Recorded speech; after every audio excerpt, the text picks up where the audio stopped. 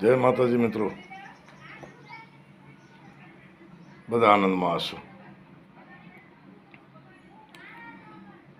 મિત્રો, ઘણા બધા એવા કવિત છે, છંદ છે, ચોપાઈયા છે, દોહા છે, એમાં આપણને અતિશોક્તિ લાગે. એના જે રચનાકાર હોય એ કવિઓએ જે કવિતાઓ કરી હોય, રચના કરી, એમાં અતિશોક્તિ લાગે. એમ થાય કે આટલો બધો સાચો હશે. જેમ કે ચાંપરાજવાળા વીર ગતિને પ્રાપ્ત થયા પછી સૂર્યની કિરણોમાંથી આવી અને કવિને ઘોડો અર્પણ કરે. વીર માંગડાવાળા ભૂત બન્યા પછી કઈક એવા કાર્યો કરે. એવા તો ઘણા બધા. અને જ્યારે એ રચનાઓ સાંભળીએ ત્યારે એમ થાય કે બધું આ સત્ય હશે. આવી જ એક રચના ચંદ બારોટની, જેને ચંદ બરદાઈ પણ કહે છે. ઘણા એને કહે છે કે ચારણ હતા, પણ હું માનું ત્યાં સુધી એ બારોટ હતા. એને ભાટ કહેવાય, ભાટ રાજા હતા. પૃથ્વીરાજ રાસો એમનો એક અમૂલ્ય ગ્રંથ છે. એ રાસામાંથી જ એક કવિત છે. એ કવિતમાં ચામુંડ નામના રાજપૂતના શિરામણીનું વર્ણન છે. શિરામણી એટલે સવારમાં આપણે જેને નાસ્તો કહીએ છીએ, એ શિરામણીનું વર્ણન છે.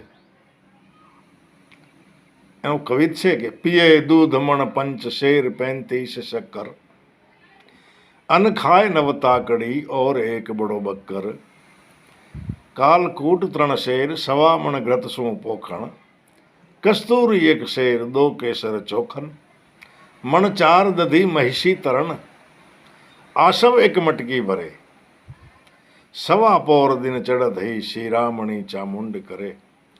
હવે 5 મણ દૂધ,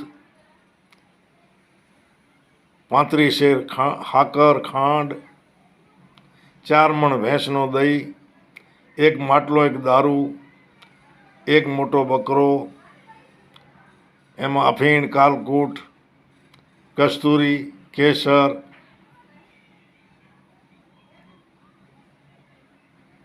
અને 9 તાકડી એટલે 9 શેર, 9 કિલો એટલો અનાજ, લોટ, 1.25 પોર દિન ચડત હી શિરામણી ચામુંડ કરે. આપણને અતિશોક્તિ લાગે, મને લાગી. વિચાર કરો કે કવિએ આમાં ખરેખર ટાઢાપોરનો હાંક્યો. એનો વસવસો રોજ થાય કે ચંદ વરદાય જેવા મહાન કવિ ભાટ રાજાએ આવો બધો ગપગોળો ચલાવ્યો છે. એક માણસ કાંઈ આટલી શિરામણી કરે, એનું પેટ કેવડું. પણ મિત્રો, મારો શંકાનો આ સમાધાન થવાનો હશે એટલે 4 મહિના 5 મહિના પહેલાં એક યોગ બન્યો. અમારા ગામમાં સુથારોમાં લગ્ન હતા, સુથાર કારીગર. અને એ લગ્નમાં એમના એક ભાટ રાજા આવેલા, બનાસકાંઠા, લગભગ તો વાવ થરાદ તાલુકામાંથી હશે. શંભુભાઈ એમનું નામ. સવારમાં ડાયરામાં ભેળા થઈ ગયા, અમલ કહુંબા થયા, વાતોમાંથી વાતો નીકળી. કંઈક મેં કરી, કંઈક ભાટરાજાએ કરી, કંઈક બીજા ગામવાળાઓએ સાંભળી, કોઈ વાતો કરી. મને શંભુભાઈમાં ઘણી બધી વિશેષતા લાગી. એ વાતોમાં ચર્ચા ચંદ વરદાઈનો ગ્રંથ પૃથ્વીરાજ રાસોની નીકળી.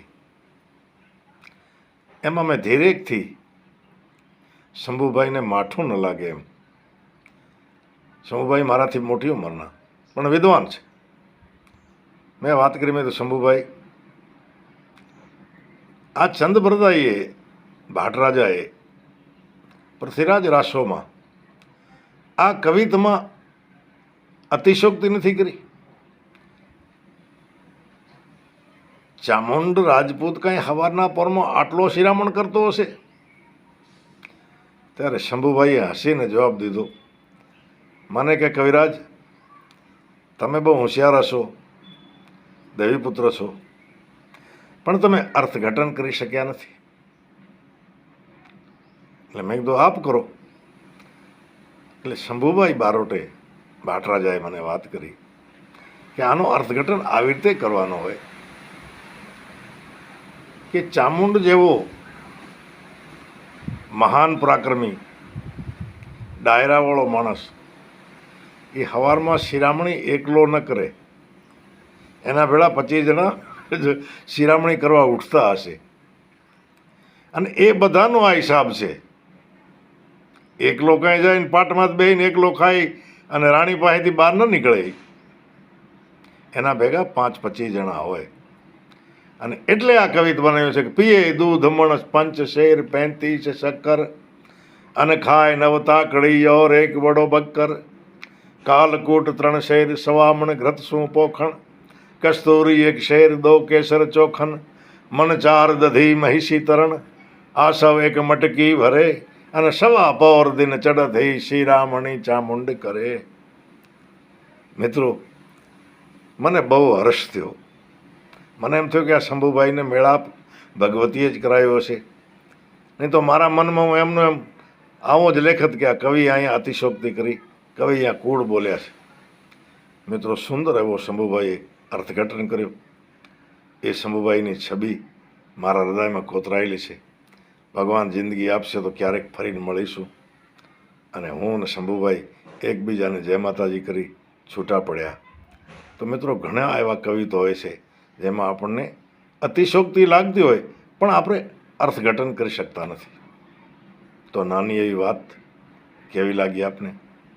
કોમેન્ટ કરજો, શેર કરજો, સબસ્ક્રાઈબ કરજો. ફરી મળીશું કોઈ બીજી વાતમાં. ત્યાં સુધી જય માતાજી, જય હો.